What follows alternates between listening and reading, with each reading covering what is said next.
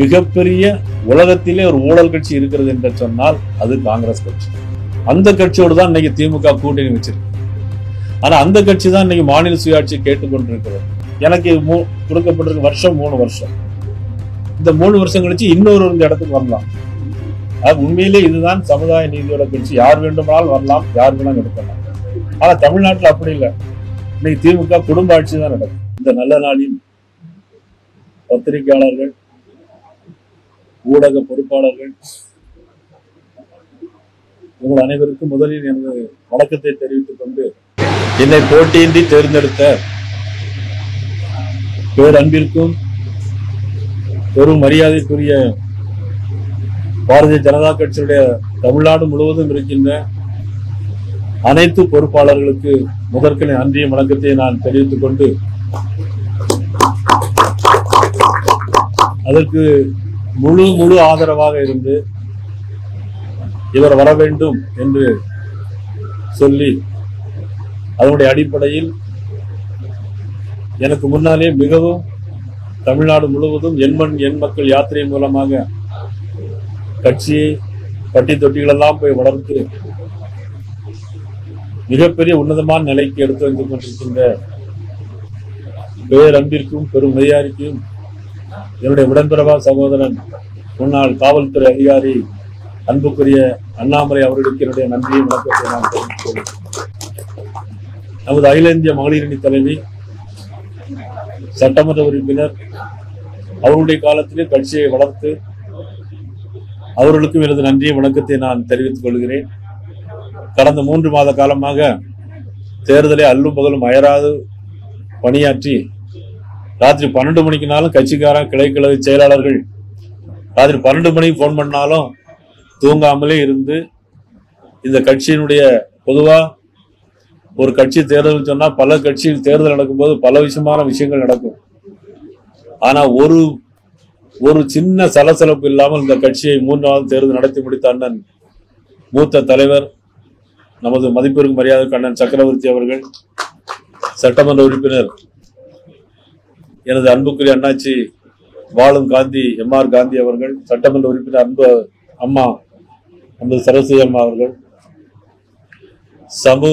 நமது போராளி, சமுதாய போராளி அண்ணன் ராஜா அவர்கள், டால்பின் ஸ்ரீதர் அவர்கள், நமது நாடாளுமன்ற உறுப்பினர் கரு நாகராஜன் அவர்கள், அண்ணன் AG சம்பத் அவர்கள், கிருஷ்ணகிரி நாடாளுமன்ற உறுப்பினர் அன்புக்குரிய அண்ணன் நரசிம்மன் அவர்கள், GK நாகராஜன் அவர்கள், நமது அன்புக்குரிய அண்ணன் நாராயண திருப்பதி அவர்கள் மற்றும் மாவட்ட தலைவர்கள், நமது பிரபலா சம்பத் சாய் சத்யன் அவர்கள், மாவட்ட தலைவர் கிரி மற்றும் நமிதா மற்றும் நிகழ்ச்சியில் கலந்து கொண்டிருக்கின்ற பத்திரிகை நண்பர்கள், கிளைக்கழகத்தினுடைய பொறுப்பாளர்கள் அனைவருக்கும் நன்றியை தெரிவித்துக் கொள்வதோடு, இவை அத்தனைக்கும் மேலாக என் மீது நம்பிக்கை வைத்து நமது அகில இந்திய தலைமைக்கு எனது நன்றியை தெரிவிப்பதோடு, மாண்புமிகு பாரத பிரதமர் அவர்களுக்கும் எனது நன்றியும் வணக்கத்தையும் தெரிவித்துக் கொண்டு, நமது மாண்பு உள்துறை அமைச்சர் மதிப்புக்குரிய அமித்ஷா அவர்களுக்கும் எனது நன்றியும் வணக்கத்தையும் தெரிவித்துக் கொண்டு, நமது அகில இந்திய அமைப்பு பொதுச் செயலாளர் ஐயா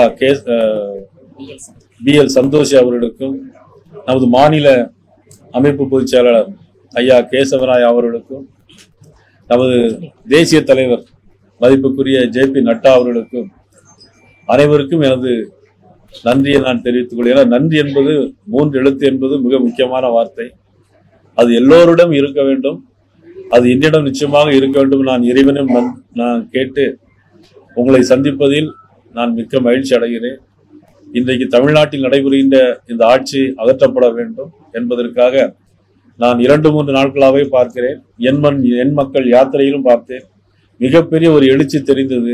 அந்த எழுச்சியின் முடிவு காலம் 2026 வரும் என்று நான் நினைக்கிறேன். அதற்கு பத்திரிகையாளர்கள், இப்ப நடைபெறுகின்ற பாலியல் வன்கொடுமைகள், போதை பழக்க வழக்கங்கள், நடைபெறுகிற சட்ட ஒழுங்கு சீர்கேடு, இதையெல்லாம் மக்களுக்கு கொண்டு சேர்ப்பது எங்களை காட்டிலும் ஊடகங்களுக்கு உங்களுக்கு முக்கிய பங்கு இருக்கிறது.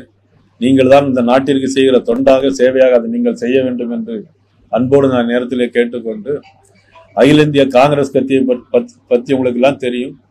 மிகப்பெரிய உலகத்திலே ஒரு ஊழல் கட்சி இருக்கிறது என்று சொன்னால் அது காங்கிரஸ் கட்சி. காங்கிரஸ் கட்சி மாதிரி ஒரு ஊழலான கட்சி எதுவுமே கிடையாது. அந்த கட்சியோடு தான் இன்னைக்கு திமுக கூட்டணி வச்சிருக்கு. ஆனா அந்த கட்சி தான் இன்னைக்கு மாநில சுயாட்சி கேட்டுக்கொண்டிருக்கிறது. அது அந்த ஊழல் கட்சி செய்த குற்றத்தின் இன்னைக்கு ஒரு அம்சமாக நமது ராஜீவ்காந்தி குடும்பத்தார், ராகுல் காந்தி, சோனியா காந்தி, ஹெரால்டு பேப்பருடைய அந்த வழக்கு இடி இன்றைக்கு சார்ஜ் ஷீட் ஃபைல் பண்ணி அது இன்றைக்கு முடிவு பண்ணியிருக்கிறாங்க. அவர்கள் மீது வழக்கு தொடர இருக்கிறது.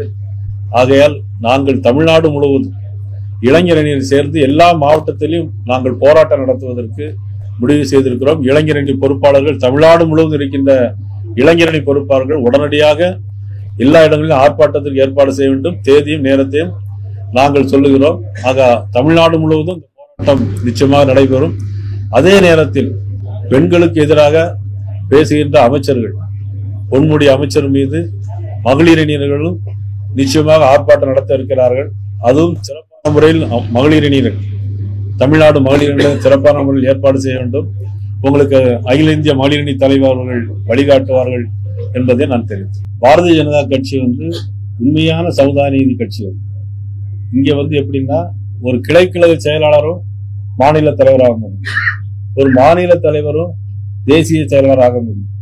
நீங்க சாதாரண இப்ப ராஷ்டிரபதி நமது பிரசிடென்ட் ஆஃப் இந்தியா அவங்க ஒரு சாதாரணமான ஒரு இருந்தாங்க. இன்னைக்கு பிரசிடென்ட் ஆஃப் இந்தியாவை கூட தேர்ந்தெடுக்கப்பட்டிருக்கிறாங்க. ஆக இதுல சமுதாய நீதியோடு பார்க்கின்ற ஒரே இது குடும்ப கட்சி கிடையாது. நேற்று மதிப்புக்குரிய அண்ணாமலை அவர்கள் இவ்வளவு தூரம் கட்சி கட்டுப்பாடு வளர்த்தாங்க. இன்னைக்கு இருக்கிறாங்க கூட இருந்து என்னை கொண்டு இன்னைக்கு சேர்ல உட்கார வச்சிருக்காங்க. அடுத்தால எனக்கு கொடுக்கப்பட்டிருக்க வருஷம் 3 வருஷம். இந்த 3 வருஷம் கழிச்சு இன்னொரு இடத்துக்கு வரலாம். அது உண்மையிலே இதுதான் சமுதாய நீதியோட கட்சி. யார் வேண்டுமானாலும் வரலாம், யார் வேணாலும் எடுக்கலாம். ஆனா தமிழ்நாட்டில் அப்படி இல்லை. இன்னைக்கு திமுக குடும்ப ஆட்சி தான் நடக்கும். இன்னைக்கு கலைஞர் பிறகு ஸ்டாலின் பிறகு உதயநிதி ஸ்டாலின், பிறகு அதுக்கப்புறம் இன்னொருத்தர் வர இருக்கிறாங்க.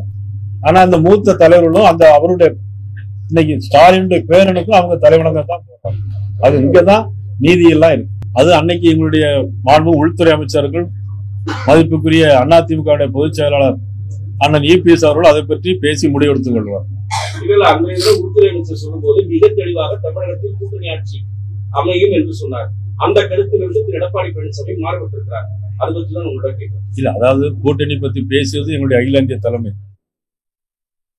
தலைமை கண்டிப்பாக பேசுவார். இல்ல, ஏற்கனவே மாநில தலைவராக இருந்த திரு அண்ணாமலை அவர்கள் தமிழகத்தில் 2026 தேர்தலில் பாரதிய ஜனதா இடம்பெறுகிற மந்திரி சபை அமையும் என்று கூறியிருந்தார்.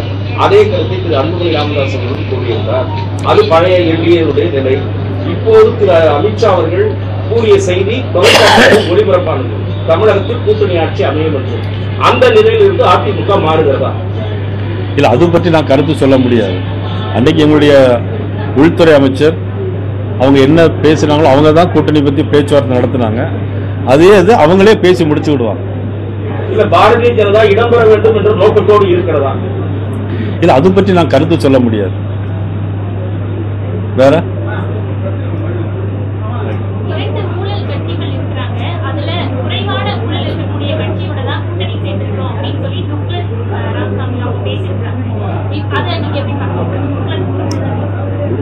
அதாவது இப்ப நாட்டில் எதிர்நோக்கியுடைய பிரச்சனை என்னன்னா, இப்ப சட்ட ஒழுங்கு பிரச்சனை, பெண்களுக்கு எதிராக இழைக்கப்படுகிற கொடுமைகள்.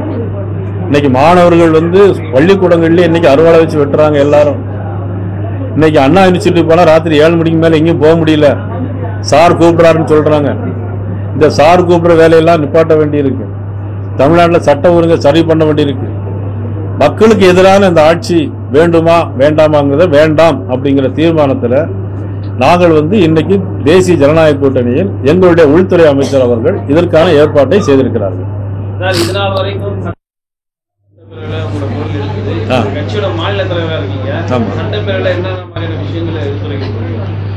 சட்டமன்றத்தில் மக்களுக்கு தேவையான பிரச்சனைகளை தான் நாங்கள் எடுத்துடுவோம்.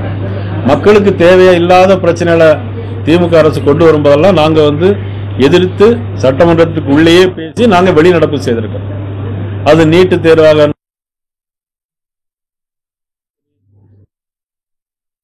நாங்கள் 4 பேரும் இருக்கிறது, எண்ணிக்கை 4 பேர் தான். ஆனா எங்களுடைய கொள்கையில இருந்து நாங்க என்னைக்குமே மாறுபடுறது கிடையாது. அவர் புயலா இருப்பார், நான் தெண்டலா இருப்பேன்.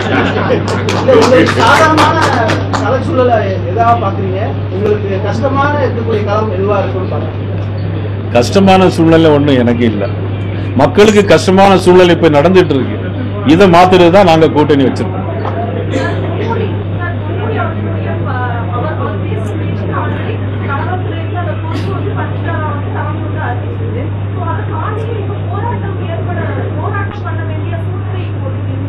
நீங்களே நல்ல கேள்வி கேட்குறீங்க. அதாவது நீங்க மந்திரி பதவி ஏற்கும் போது இறைவன் பெயராலோ அல்லது தாய் தந்தர் பெயராலோ நான் இதை செய்வேன், இதை செய்ய மாட்டேன், நேரிடையாகவோ மறைமுகமாகவோ நான் இதை செய்வேன் செய்ய மாட்டேன்ங்கிறதெல்லாம் சில வாசகங்கள்லாம் இருக்கு. அந்த இறைவன் மீது ஆணையிட்டு இதெல்லாம் பண்ணும்போது மக்களுக்கு எதிரான காரியங்களை செய்யக்கூடாது என்பதுதான் விதி. அதனால அவர் மந்திரி பதவியில் இருக்கக்கூடாதுங்கிறது.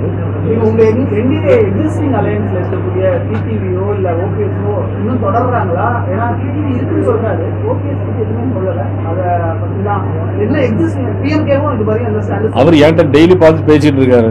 அண்ணன் ஓபிஎஸ் அவர்கள் அசம்பிளி நாங்க திருமதி வானதி உட்கார்ந்து எல்லாருமே உட்கார்ந்து பேசிட்டு தான் இருக்கோம். நீங்க தான் ஒன்றும் சொல்லலன்னு சொல்லி எங்கள்கிட்ட அவர் சொல்லிட்டு தான் இருக்காரு. மாநில உரிமை ஆதரவாக இருந்தால், மாநில உரிமை பறிப்பதற்கு ஆதரவாக இருந்தால் 2026 தேர்தலில் பாஜக டெபாசிட் கூட வாங்காது அப்படின்னு நான் சொல்றேன். திமுகவே டெபாசிட் வாங்காது.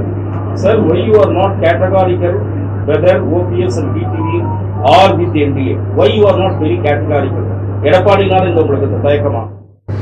எங்களுக்கு யாராலும் தயக்கம் கிடையாது. நாங்களும் அவர் கூட்டணியில் இப்போ எங்கள்கிட்ட அன்னைக்கு பேசி சேர்ந்திருக்கிறாங்க. ஏற்கனவே மற்றவங்க இருக்கிறாங்க. சில தேர்தல் காலங்களில் தான் சில விஷயங்கள் வரும். இருக்கிறவங்கள்ட்ட நம்ம கூட்டு போவோம். தன் வீட்டில் ஒரு குழந்தை இருக்குன்னா அதுகிட்ட போய் நம்ம கூட்டணி பேச வேண்டிய அவசியம் இல்லை.